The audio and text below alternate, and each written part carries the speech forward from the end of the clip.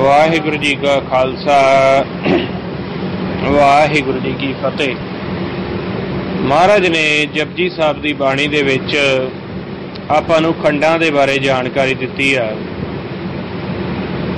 पर महाराज ने नाल दी नाल आपां नूं जिवें जिवें खंड का विस्तार दस्सिया है ते उन्हां दीयां विशेषताइयां भी दसदे गए ने भी किहड़े खंड विच की तैयारी की गई, सृष्टि का की बनाया गया। हुण जिवें जपजी साहब विच धर्म खंड, ज्ञान खंड, कर्म खंड, सरम खंड और एक सचखंड, ये गल्लां कीतियां गईयां, विस्तार दिता गया। पर जिवें पहले चार खंड दिते गए आ, धर्म खंड, ज्ञान खंड, सरम खंड, कर्म खंड जिहड़े हैगे आ, जिहड़ा सचखंड है, ये सचखंड दे विचों ये चार खंड निकले ने। हुण आम तौर पर आपां कह दिंदे कि सचखंड भी पंजवां खंड है। चलो आपां वैसे गल कर सकते हैं कि पंजवां खंड है, पर जिहड़ा वो सचखंड है उहदी बनतर जिहड़ी वो बनाउण दे लई मालक ने वो अविनाशी खंड है। जिहड़े चार खंड ने ये खत्म हो जाते ने, धर्म खंड, ज्ञान खंड, कर्म खंड, सरम खंड। जिहड़ा सचखंड है वो कदे खत्म नहीं होंदा। इस करके जे आपां कहीए सचखंड नूं खंड नहीं भी कहा जा सकता, क्योंकि महाराज ने कहा अविनाशी नाही किछ खंड, धारण धार रहियो ब्रह्मंड, अलख अभेव पुरख प्रताप।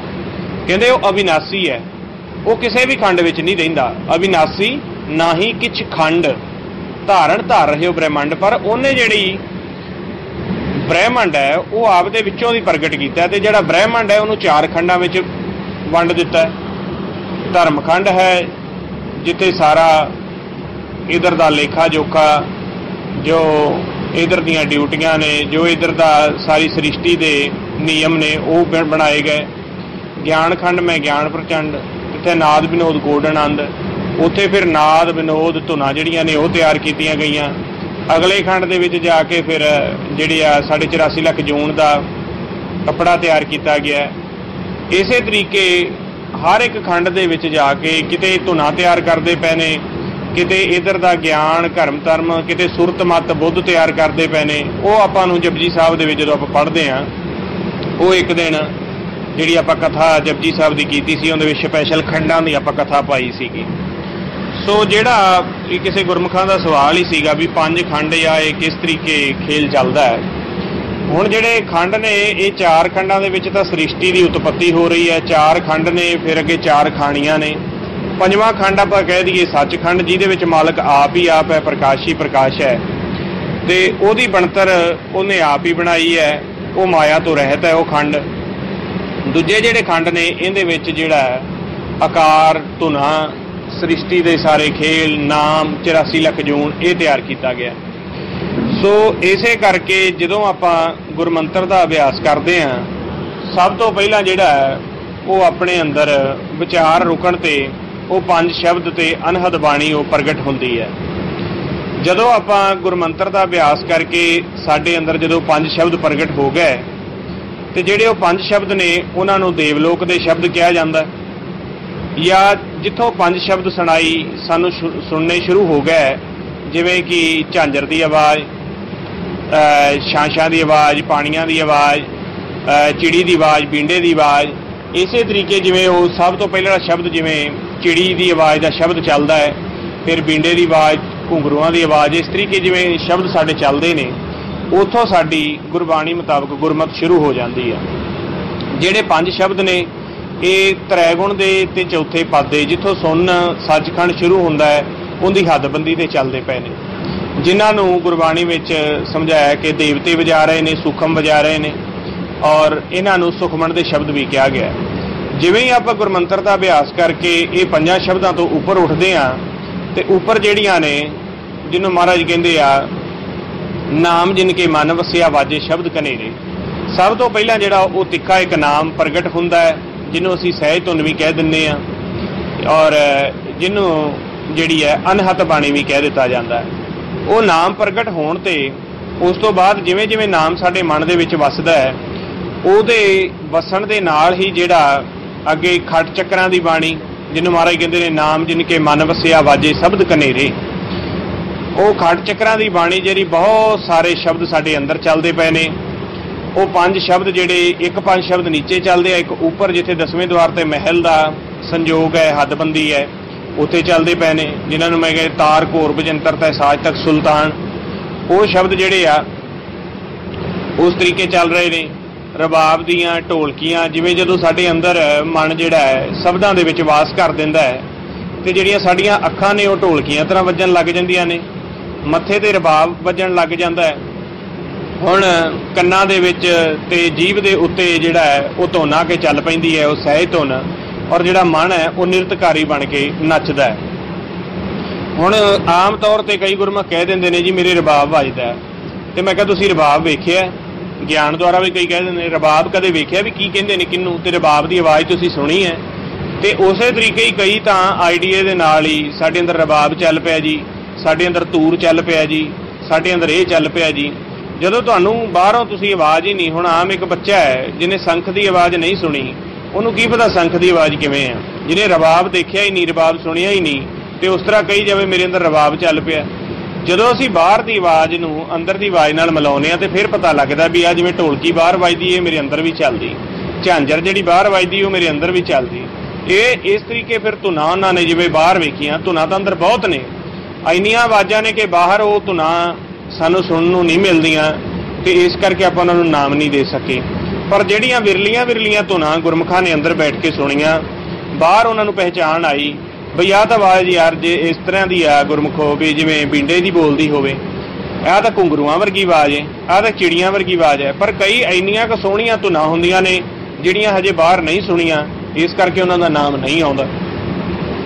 ਸੋ ਇਸੇ ਕਰਕੇ ਜਿਹੜਾ ਉਹ ਨਾਮ ਪ੍ਰਗਟ ਹੁੰਦਾ ਹੈ ਜਿਹਨੇ ਸਾਨੂੰ ਪ੍ਰਕਾਸ਼ ਦੇ ਵਿੱਚ ਲੈ ਕੇ ਜਾਣਾ ਹੈ, ਉਹ ਜਦੋਂ ਅਸੀਂ ਸਹਿਜ ਧੁਨ ਜਿਹੜੀ ਪਹਿਲੋਂ ਤਿੱਖਾ ਸ਼ਬਦ ਇੱਕ ਪ੍ਰਗਟ ਹੁੰਦਾ ਹੈ ਆਮ ਜਦੋਂ ਅਸੀਂ ਸੰਗਤ ਦੇ ਵਿੱਚ ਬੈਠਦੇ ਹਾਂ, ਔਰ ਉਹਦੀ ਕਮਾਈ ਕਰਨ ਦੇ ਨਾਲ ਵਾਰ-ਵਾਰ ਸੁਣਨ ਦੇ ਨਾਲ ਸ਼ਬਦ ਵਿੱਚ ਸਮਾਉਣ ਤੋਂ ਬਾਅਦ ਜਦੋਂ ਅਨਹਦ ਬਾਣੀ ਪ੍ਰਗਟ ਹੋ ਜਾਂਦੀ ਹੈ, ਖੰਡ ਚੱਕਰਾਂ ਦੀ ਬਾਣੀ ਪ੍ਰਗਟ ਹੋ ਜਾਂਦੀ ਹੈ, ਉਸ ਤੋਂ ਬਾਅਦ ਜਿਹੜਾ ਨਾਦ ਪ੍ਰਗਟ ਹੁੰਦਾ, ਨਾਦ ਤੋਂ ਅੱਗੇ ਸ਼ਬਦ ਗੁਰੂ ਪ੍ਰਗਟ ਹੁੰਦਾ ਹੈ, ਜਿਹਦੇ ਵਿੱਚ ਸਮਾ ਕੇ ਜਿਹੜਾ ਇਹੀ ਤਿੱਖਾ ਸ਼ਬਦ ਹੈ ਇਹੀ ਨਾਦ ਤੇ ਸ਼ਬਦ ਗੁਰੂ ਦਾ ਰੂਪ ਧਾਰਨ ਕਰਦਾ, ਤੂਰ ਦਾ ਰੂਪ ਧਾਰਨ ਕਰਦਾ, ਜਿਹਦੇ ਵਿੱਚ ਸਮਾ ਕੇ ਫਿਰ ਅਸੀਂ ਜਿਹੜਾ ਹੈ ਮਹਿਲ ਦੇ ਵਿੱਚ 10ਵੇਂ ਦੁਆਰ ਦੇ ਵਿੱਚ, 10ਵਾਂ ਦੁਆਰ ਉਹ ਹੈ ਜਿੱਥੇ ਅੰਮ੍ਰਿਤ ਰਸ ਚੱਲ ਰਿਹਾ ਹੈ, ਅਨਹਦ ਧੁਨੀਆਂ ਚੱਲ ਰਹੀਆਂ ਨੇ। ਮਹਿਲ ਉਹ ਹੈ ਜਿੱਥੇ ਕਿ ਸ਼ਬਦ ਵੀ ਜਾ ਕੇ ਬੰਦ ਹੋ ਜਾਂਦਾ ਹੈ, ਸਮਾ ਜਾਂਦਾ ਹੈ, ਤੇ ਸਿਰਫ ਪ੍ਰਕਾਸ਼ ਹੀ ਪ੍ਰਕਾਸ਼ ਹੈ। ਕਿਉਂਕਿ ਮਹਾਰਾਜ ਨੇ ਕਹਿ ਦਿੱਤਾ ਅਵਿਨਾਸੀ ਨਾ ਹੀ ਕਿਛ ਖੰਡ, ਖੰਡਾਂ ਵਿੱਚ ਸ਼ਬਦ ਵੱਜ ਰਹੇ ਨੇ, ਪਰ ਜਿਹੜਾ ਉਹ ਸੱਚਖੰਡ ਹੈ ਜਿੱਥੇ ਮਾਲਕ ਆਪ ਹੈ ਉੱਥੇ ਜਾ ਕੇ ਸ਼ਬਦ ਵੀ ਸਮਾ ਜਾਂਦਾ ਹੈ, ਜਿਹਨੂੰ ਤੂਰ ਕਹਿ ਦਿੱਤਾ ਹੈ, ਨਾਦ ਕਹਿ ਦਿੱਤਾ ਹੈ, ਸ਼ਬਦ ਗੁਰੂ ਕਹਿ ਦਿੱਤਾ ਹੈ, ਅਨਹਤ ਬਾਣੀ ਕਹਿ ਦਿੱਤਾ ਹੈ। ਉਹ ਸ਼ਬਦ ਜਿਹੜਾ ਹੈ ਕਮਾਈ ਦੁਆਰਾ ਵੱਜਣਾ ਹੈ। ਹੁਣ ਜਿੰਨੀ ਦੇਰ ਤੱਕ ਸਾਡੀ ਕਮਾਈ ਨਾ ਹੋਵੇਗੀ, ਅਸੀਂ ਸ਼ਬਦ ਨੂੰ ਨਾ ਸੁਣਿਆ ਹੋਵੇਗਾ, 5 ਸ਼ਬਦਾਂ ਤੋਂ ਉੱਪਰ ਨਾ ਉੱਠੇ ਹੋਵਾਂਗੇ, ਅੰਦਰਲੀਆਂ ਧੁਨਾਂ ਨਾ, ਖੰਡ ਚੱਕਰਾਂ ਦੀ ਬਾਣੀ ਨਾ ਪ੍ਰਗਟ ਹੋਈ ਹੋਵੇਗੀ, ਉਨੀ ਦੇਰ ਤੱਕ ਅਸੀਂ ਆਪ ਦਾ ਸਫ਼ਰ ਅੱਗੇ ਨਹੀਂ ਕਰ ਸਕਦੇ। ਜਿੱਥੋਂ ਤੱਕ ਸਾਡੀ ਅਵਸਥਾ ਹੈ, ਚਾਹੇ 5 ਸ਼ਬਦਾਂ ਤੱਕ ਹੈ, ਚਾਹੇ ਅਨਹਦ ਬਾਣੀ ਤੱਕ ਹੈ, ਉੱਥੇ ਹੀ ਸਾਡੇ ਮਨ ਦਾ ਵਾਸ ਹੁੰਦਾ। ਜੇ ਸਾਡੀ 5 ਸ਼ਬਦਾਂ ਤੱਕ ਅਵਸਥਾ ਹੈ, ਅਸੀਂ ਦੇਹੀ ਛੱਡ ਜਾਂਦੇ ਹਾਂ ਤੇ ਸਾਡੇ ਮਨ ਦਾ ਵਾਸ ਦੇਹੀ ਛੱਡਣ ਤੋਂ ਬਾਅਦ ਉਸ ਪੁਆਇੰਟ ਤੇ ਹੋਏਗਾ। ਜੇ ਸਾਡੇ ਅੰਦਰ ਅਨਹਦ ਖੰਡ ਚੱਕਰਾਂ ਦੀ ਬਾਣੀ ਪ੍ਰਗਟ ਹੋ ਗਈ ਹੈ ਤੇ ਦੇਹੀ ਛੱਡਣ ਤੋਂ ਬਾਅਦ ਸਾਡਾ ਉਸੇ ਸੰਤ ਪੁਆਇੰਟ ਤੇ ਸਾਡਾ ਵਾਸ ਹੋਏਗਾ। ਜੇ ਅਸੀਂ ਅਨਹਦ ਸਹਿਜ ਧੁਨ ਨੂੰ ਪ੍ਰਗਟ ਕਰ ਲਿਆ ਤਾਂ ਦੇਹੀ ਛੱਡਣ ਤੋਂ ਬਾਅਦ ਸਾਡਾ ਜਿਵੇਂ ਸਵਾਸ ਪੂਰੇ ਹੋ ਗਏ ਤੇ ਸਹਿਜ ਧੁਨ ਤੇ ਸਾਧੂ ਪੁਆਇੰਟ ਤੇ ਜਾ ਕੇ ਵਾਸ ਹੋਏਗਾ। ਜੇ ਅਸੀਂ ਸੱਚੇ ਮਹਿਲ ਦੇ ਵਿੱਚ ਆਉਣਾ ਜਾਣਾ ਬਣਾ ਲਿਆ ਹੈ, ਉਹ ਸ਼ਬਦ ਗੁਰੂ ਨੂੰ ਪ੍ਰਗਟ ਕਰਕੇ ਉਹਦੇ ਵਿੱਚ ਸਮਾ ਗਏ ਆ, ਜਿਹਨੂੰ ਸਤਿਗੁਰ ਦਾ ਸ਼ਬਦ ਵੀ ਕਿਹਾ ਜਾਂਦਾ ਹੈ, ਜਿਹਨੂੰ ਜੋਤ ਮੰਤਰ ਵੀ ਕਿਹਾ ਜਾਂਦਾ ਹੈ, ਜਿਹਨੂੰ ਸੋਹੰਗ ਸ਼ਬਦ ਵੀ ਕਿਹਾ ਜਾਂਦਾ ਹੈ, ਜਿਹਨੂੰ ਅਜਪਾ ਜਾਪ ਵੀ ਕਿਹਾ ਜਾਂਦਾ ਹੈ, ਤੇ ਫਿਰ ਸਾਡਾ ਜਾ ਕੇ ਪੁਆਇੰਟ ਉਸ ਤੇ ਵਾਸ ਹੋਏਗਾ, ਸੱਚੇ ਮਹਿਲ 'ਚ ਵਾਸ ਹੋਏਗਾ। ਸ਼ਬਦ ਇੱਕ ਨਹੀਂ ਹੈਗਾ, ਸ਼ਬਦ ਇੱਕ ਹੀ ਹੈ ਜਿਹਦੇ ਵਿੱਚ ਸਾਰੀ ਸ੍ਰਿਸ਼ਟੀ ਪਰੋਈ ਹੈ, ਪਰ ਜਦੋਂ ਉਹ ਪ੍ਰਗਟ ਹੋਣ ਤੋਂ ਪਹਿਲਾਂ ਅਨੇਕਾਂ ਸ਼ਬਦ ਸਾਡੇ ਅੰਦਰ ਪ੍ਰਗਟ ਹੁੰਦੇ ਨੇ। ਔਰ ਉਸ ਮਾਲਕ ਦੇ ਜਿੱਥੇ ਸੱਚਖੰਡ ਹੈ ਉੱਥੇ ਕੋਈ ਪਲੰਗ ਨਹੀਂ ਵਿਛੇ, ਕੋਈ ਉੱਥੇ ਹੀਰੇ ਮੋਤੀਆਂ ਦੇ ਕੋਈ ਮਹਿਲ ਨਹੀਂ ਹੈਗੇ, ਨਾ ਕੋ ਉੱਥੇ ਪਹਾੜ ਨੇ, ਨਾ ਕੋ ਉੱਥੇ ਟੂਟੀਆਂ ਲੱਗੀਆਂ ਨੇ, ਨਾ ਕੋ ਉੱਥੇ ਦੁਕਾਨਾਂ ਨੇ, ਨਾ ਉੱਥੇ ਕੋਈ ਕੁਆਟਰ ਨੇ, ਨਾ ਕੋ ਉੱਥੇ ਵੀ ਇਹ ਹੈ ਵੀ ਬਾਜ਼ਾਰ ਲੱਗਾ ਹੈ ਜੀ। ਉੱਥੇ ਤਾਂ ਇੱਕ ਗੁਰਮੁਖ ਸੁਣਾਉਂਦਾ ਪਿਆ ਸੀਗਾ ਅੰਮ੍ਰਿਤ ਦੀਆਂ ਬੜੀਆਂ ਮਠਾਈਆਂ ਮਿਲਦੀਆਂ ਨੇ, ਤੇ ਉੱਥੇ ਤਾਂ ਜੀ ਕੁਆਟਰ ਬਣੇ ਹੋਏ ਨੇ ਜਿਨ੍ਹਾਂ ਦਾ ਕੋਈ ਹਿਸਾਬ ਅਜੇ ਨਹੀਂ ਹੁੰਦਾ, ਮਰਨ ਤੋਂ ਬਾਅਦ ਉਹ ਕੁਆਟਰਾਂ ਵਿੱਚ ਸ਼ਿਫਟ ਕਰ ਦਿੰਦੇ ਨੇ। ਉੱਥੇ ਦਾ ਜੀ ਮਹਿਲ ਹੈ, ਮਹਿਲ ਵਿੱਚ ਪਲੰਗ ਲੱਗਾ ਹੈ, ਪਲੰਗ ਤੇ ਬੜੀ ਸੋਹਣੀ ਚਾਦਰ ਵਿਛੀ ਹੈ, ਤੇ ਉਹ ਤਾਂ ਮਾਲਕ ਨੇ ਕਹਿ ਦਿੱਤਾ, ਆਪਾਂ ਨੂੰ ਦੱਸ ਦਿੱਤਾ ਹੈ ਮਹਾਰਾਜ ਨੇ ਕਿ ਇੱਕ ਖੇਲ ਸੂਖਮ ਦਾ ਹੈ, ਦੂਜਾ ਖੇਲ ਜਿਹੜਾ ਹੈ ਉਹ ਅਸਥੂਲ ਦਾ ਹੈ। ਤੇ ਮਹਾਰਾਜ ਜਿਹਨੂੰ ਕਹਿੰਦੇ ਪਿਆ सरगुण निर्गुण निरंकार सुन समाधि आप, आपन कीया नानक आपे ही फिर जाप। ये ਜਿਹੜੇ ਬੈੱਡ ਨੇ, ਮਹਿਲ ਨੇ, ਹੀਰੇ ਮੋਤੀ ਨੇ, ਇਹ ਤਾਂ ਸਾਡੇ ਦ੍ਰਿਸ਼ਟਮਾਨ ਸਰੀਰ ਦੇ ਵਾਸਤੇ ਨੇ। ਜਦੋਂ ਮਹਾਰਾਜ ਕਹਿੰਦੇ ਪਏ ਨੇ ਕਿ ਮਾਇਆ ਨੇ ਨਾਲ ਹੀ ਨਹੀਂ ਨਿਭਣਾ, ਜਿਹੜੀ ਜਗ੍ਹਾ ਤੇ ਅਸੀਂ ਜਾਲੇ ਜਾਣਾ ਹੈ ਉੱਥੇ ਦਾ ਮਾਇਆ ਦਾ ਪ੍ਰਤਾਪ ਹੈ ਹੀ ਨਹੀਂ। ਤੇ ਇਹ ਤਾਂ ਜਿਹੜੀ ਚੀਜ਼ ਦਿਖਣ ਵਾਲੀ ਚੀਜ਼ ਹੈ, ਚਾਹੇ ਕੋ ਮੋਤੀਆਂ ਦਾ ਹਾਰ ਹੈ, ਸੋਨੇ ਦੇ ਦਰਵਾਜ਼ੇ ਨੇ, ਇਹ ਤਾਂ ਸਾਰੀ ਮਾਇਆ ਆ, ਇਹ ਤਾਂ ਦ੍ਰਿਸ਼ਟਮਾਨ ਮਾਇਆ ਆ। ਤੇ ਜਿੱਥੇ ਅਸੀਂ ਚਲੇ ਜਾਣਾ ਉਹ ਤਾਂ ਸੂਖਮ ਆ, ਖਾਲੀ ਖਲਾ ਆ। ਉਹਦੇ ਵਿੱਚ ਤਾਂ ਹੁਣ ਆ ਜਿਵੇਂ ਹੁਣ ਖਾਲੀ ਖਲਾ ਜਿਹੜਾ ਤੁਹਾਡੇ ਸਾਹਮਣੇ ਦਿਖਦਾ ਪਿਆ, ਜੇ ਇਹਦੇ ਵਿੱਚ ਤੁਸੀਂ ਕਹੋ ਵੀ ਇੱਕ ਸੂਈ ਵੀ ਟਿਕਾਓ, ਇਸ ਤਰ੍ਹਾਂ ਸੂਈ ਵੀ ਰੱਖੋ ਤੇ ਕੋਈ ਵੀ ਚੀਜ਼ ਹੈ ਜਿਵੇਂ ਗੇਂਦ ਉੱਤੇ ਉਛਾਲੀਏ ਤੇ ਥੱਲੇ ਧਰਤੀ ਦੇ ਆ ਕੇ ਡਿੱਗ ਜਾਂਦੀ ਹੈ। ਤੇ ਜਿਹੜਾ ਸਾਡਾ ਘਰ ਹੈ ਉਹ ਤਾਂ ਸੂਖਮ ਹੈ। ਸੂਖਮ ਦਾ ਮਤਲਬ ਹੈ ਜਿਹਨੂੰ ਇਹ ਸਰੀਰ ਨਾਲ ਨਹੀਂ ਦੇਖਿਆ ਜਾ ਸਕਦਾ। ਤੇ ਸੂਖਮ ਦੇ ਵਿੱਚ ਉੱਥੇ ਸੋਨੇ ਦੇ ਦਰਵਾਜ਼ੇ ਤੇ ਉੱਥੇ ਹੀਰਿਆਂ ਦੇ ਪਰਬਤ ਹਾਰ ਉਹ ਕਿੱਥੋਂ ਆ ਗਏ? ਉਹ ਅਸਲ ਦੇ ਵਿੱਚ ਗੰਧਰਵ ਨਗਰੀ ਹੈ। ਕਈ ਗੁਰਮੁਖਾਂ ਦੇ ਅੰਦਰ ਸ਼ਬਦ ਪ੍ਰਗਟ ਹੋ ਜਾਂਦਾ ਹੈ, ਪਰ ਉਹਨਾਂ ਨੂੰ ਭੇਤ ਨਾ ਹੋਣ ਕਰਕੇ ਵੀ ਇਸ ਸ਼ਬਦ ਦੇ ਵਿੱਚ ਸਮਾ ਕੇ ਕਿਵੇਂ ਅੱਗੇ ਚਲੇ ਜਾਣਾ ਹੈ, ਕਿਵੇਂ ਉਸ ਜਿਹਨੂੰ ਮਹਾਰਾਜ ਕਹਿੰਦੇ ਪਏ ਨੇ ਚੱਕਰ ਚਿੰਨ ਅਰ ਬਰਨ ਜਾਤ ਅਰ ਪਾਤ ਨਹਿੰਜੇ रूप रंग अर रेख पे को कह न सकत के अचल मूर्त अनुभव प्रकाश अमितोज कही जाए। भी वो जेड़ा घर है जिन्हों महाराज कहते हैं रूप ना रेख ना रंग किछ त्रै गुण ते प्रभ भिन्न तिसे बुझावे नानका जिस होवे सुप्रसन्न। वो जेड़ा घर है ना उत्थे चक्कर है, ना चिन्ह है, ना वर्ण है, ना जात है, ना पात है, ना को उत्थे घर है। वो तो सिस्टम ही इन्ना वड्डा है। हर एक दे अंदर धर्मराज है, कचहरी है, 10वां द्वार है, मालक आप है, माया है, हर एक दा हिसाब नालों नाल होना है। जे उत्थे ही भीड़ां पैन लग गईयां ते सृष्टि दा दूजे दिन खत्म हो जाए। सो इस करके जिहड़ा है ही सूखम, जितों महाराज ने कह ही दिता गुरबाणी ने भी उत्थे कोई रूप रेख रंग भेख नहीं हैगा। सो ओहदा इन्नी वड्डी सृष्टि दा मालक ते उहनां नूं उत्थे सोने दे दरवाजियां दी उहनां नूं की लोड़ है? जिहड़ा मालक है ना उहनूं हवा दी लोड़ है, ना गर्मी दी लोड़ है, ना पानी दी लोड़ है। वो तां अलख अभेव प्रताप ऊंचा अगम अपार प्रभ कथन ना जाइए कथन राख नानक प्रभ शबरनागति राखण को समर्थ। वो तो उच्चा है, अगम है, अपार है, उन्होंने तो किसी हवा पानी की लोड़ ही नहीं। तो जेड़े देश विचों असीं आए हैं वो तो सूखम है, प्रकाश विचों असीं आए हैं। मन तू जो स्वरूप है अपना मूल पछाण। ते उत्थे फिर जेड़े सोने के दरवाजे ते पलंग बैड उत्थे किहड़ा भी दसो कारपेंटर जिहड़ा बना के उत्थे छड्ड के आउंदा है, किहड़े उत्थे वो रंग ने। ये तो सारा जिहड़ा वो भेत ना होण करके जिहड़ा काल है वो उन्हां नूं गंधर्व नगरी दे विच लै जांदा है, सुपन अवस्था विच लै जांदा है। और उस तो बाद जिहड़े वो गुरमुख ने वो कहंदे असीं दसम द्वार जा आए हैं। असल दे विच वो काल ही जिहड़ा है माया जाल प्रगट करके शब्द तां उन्हां नूं सुणदा है, पर शब्द हजे मन दे विच समाया नहीं, शब्द विच समा के उपर नूं नहीं निकले, प्रकाश दे विच नहीं निकले। वो फिर ही जिहड़ा खेल इधरों माया नूं देखिया सी उही खेल उन्हां नूं सुपने विच शुरू कर दिंदा है। रंग विखाउणे शुरू कर दिते, दरवाजे विखाउणे, जिहड़ी इधरों माया छड्ड के गए सी वो सूखम विच प्रगट कर दिंदा है। असल विच गंधर्व नगरी ते एक सुपना हुंदा है। सो इसे करके जिहड़ा मालक दा खंड है उत्थे ना कोई रंग है, ना कोई उत्थे घर है, ना रूप है। इस प्रकाश नूं ही साडा महल कह दिता है। इस नाम नूं जिहड़ा जिन्हों देखिया नहीं जा सकता, क्योंकि महाराज ने कह दिता है कि नाम कित्थे है, वो नाम निरंजन कित्थे है। महाराज कहंदे ने पौण पानी अग्नि बिसराओ तहीं निरंजन साचा नाओ।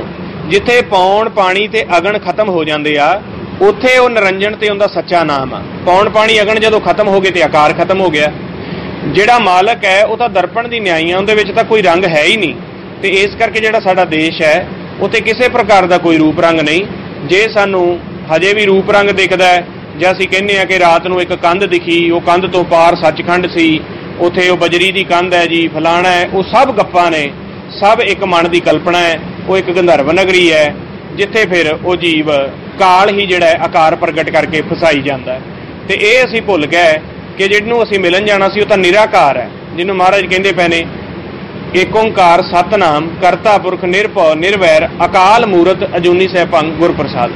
वो अकाल है, मूरतां तो रहत है, वो तो रूप रंग रेख भेख तो रहत है, उहदे विचों तां आकार प्रगट होया है। वो तो निर्गुण है, वो तो निरंकार है, तो उहदा तां आकार है ही नहीं सीगा। ते ये आकार ते ये रंग ये सोने के दरवाजे ये माया तो असीं छड्डणी सीगी। सो इसे करके काल जिन्हां नूं भेत नहीं हुंदा शब्द प्रगट होने तो बाद भी इसे तरीके उन्हां नूं गंधर्व नगरी दे विच लै जांदा।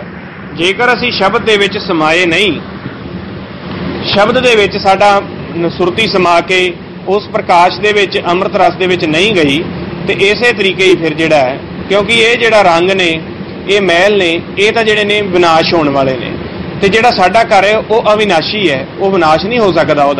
वो तो प्रकाश है, प्रकाश नूं कोई की तोड़ूगा। जे उत्थे रंग ने तो फिर रंग भी दोबारा कराना पैंदा। जे उत्थे सोना है तो सोने नूं पालिश भी दोबारा करानी पैंदी है, जे उत्थे टूटियां लगियां तो उत्ते कस के किहड़ा आउंदा है। सो इसे करके कोई ऐसा तुसीं चक्करबाजी विच ना आ जाया जे भी पलंग दीयां चादरां ने ये है वो है। वो तो एक माया जाल है, वो तो एक सुपन अवस्था है। जिहड़ा साडा घर है उत्थे कोई पलंग नहीं, कोई चादर नहीं, कोई कुछ नहीं, कोई धरती नहीं। वो तो धरती तो रहत एक प्रकाश ही प्रकाश है, जिंदे विच कोई धरती नहीं, असमान नहीं, पौण पाणी बसंतर नहीं, क्योंकि उहदे विचों तां पौण पाणी बसंतर प्रगट हुंदा पिया। धरती असमान तां मालक दे विचों निकलदे पए ने। सो इसे करके महाराज कहंदे पए ने कि ਉਹ करो ਉਹਦੇ ਉੱਤੇ ध्यान लाओ जिथे सारा आकार खत्म हो जाता है। निरा आकार, उन्होंने नाम दस दिता है आकार तो रहत। पार ब्रह्म, ब्रह्म कह दिता है सारे आकार नूं, जिहड़ा ब्रह्म तो पार है उन्होंने पार ब्रह्म कह दिता है। आकार तो रहत निराकार कह दिता है। जिहड़ा हर जगह मौजूद है वह हरि कह दिता है। जिहड़ा हर एक चीज़ विच रमिया होया उन्होंने राम कह दिता है। सो इस करके असीं उस चीज़ का भेत लेना है।